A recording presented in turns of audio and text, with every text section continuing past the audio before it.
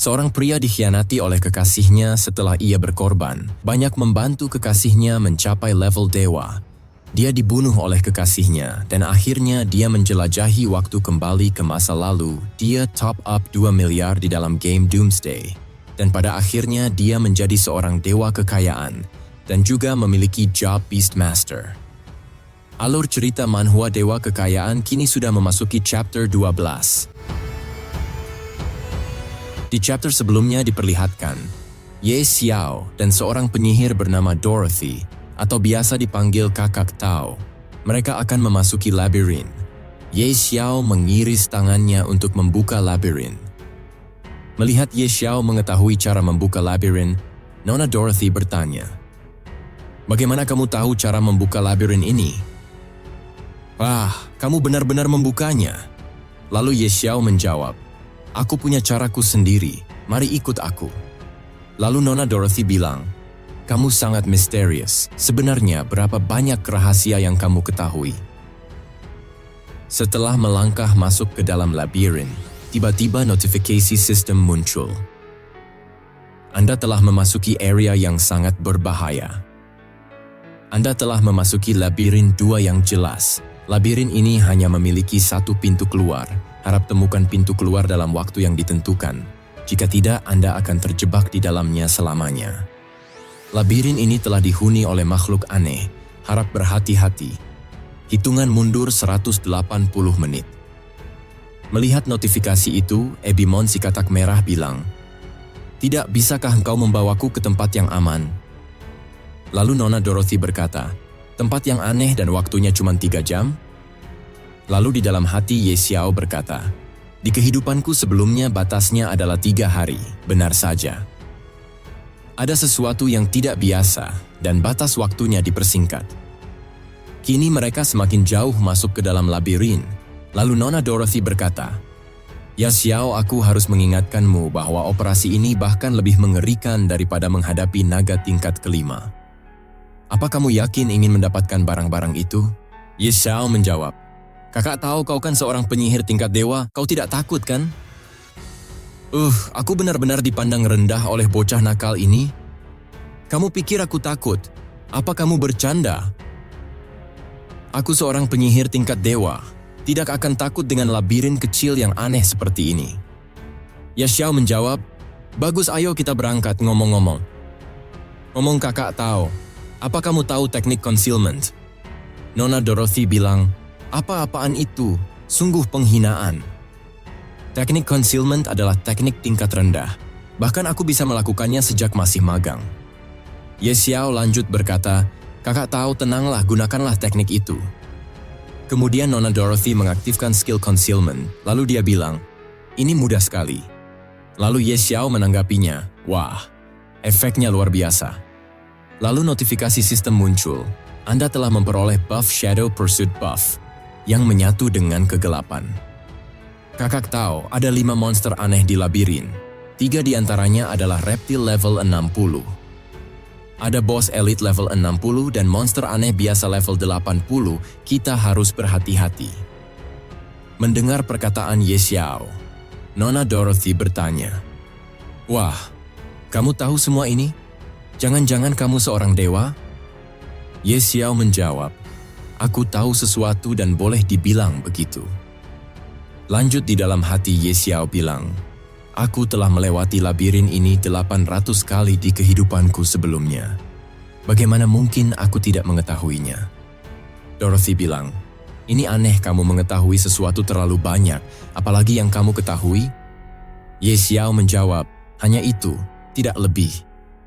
Kini mereka berdua sudah bertemu dengan monster reptil. Ye Xiao bilang, "Kak tahu kita harus menyelinap melewati para monster itu tanpa mengganggunya dan usahakan kita tidak ketahuan karena masih dalam mode kamuflase efek dari skill concealment. Nanti perhatikan baik-baik langkahku."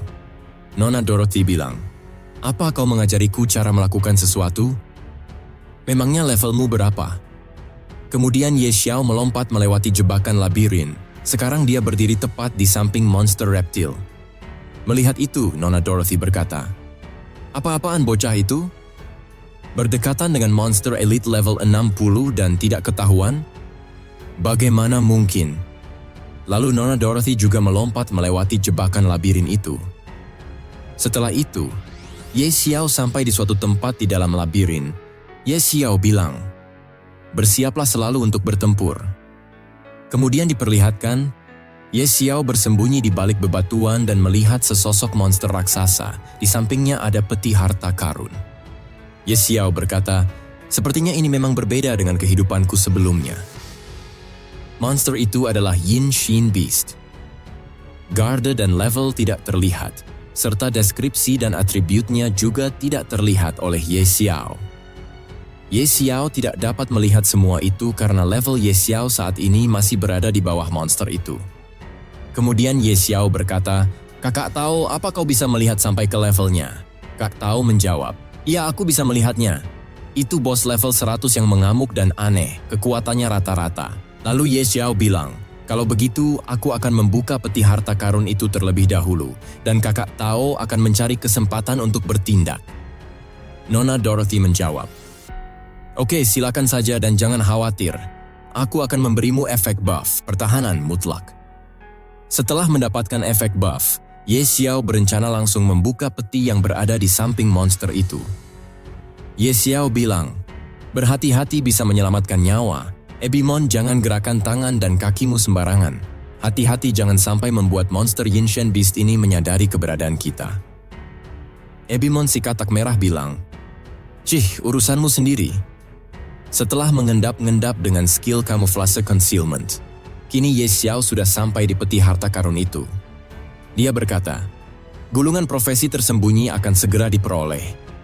Namun setelah Ye Xiao membuka petinya, dia kaget lalu bilang, "Apa-apaan ini?" Seriusan? Bahkan isi petinya juga berbeda. Kali ini isinya bukan gulungan profesi, tetapi sebuah catatan kecil dan satu diamond. Situasi menjadi sangat rumit. Ye Xiao ketahuan oleh bos monster. Lalu Ye Xiao bilang, "Oh tidak, aku ketahuan." Monster itu marah. Dia akan segera melancarkan serangan ke Ye Xiao. Tetapi tiba-tiba ia dibekukan oleh skill Nona Dorothy. Nona Dorothy berteriak, "Hei, larilah, apalagi yang kau pikirkan? Cepat lari." Monster Yin Shin Beast sudah lepas dari efek skill S Nona Dorothy. Kini Ye Xiao dikejar monster Yin Shin Beast. Ye Xiao berteriak, "Kakak Tao, tolong selamatkan aku." Kemudian Nona Dorothy mengeluarkan skillnya.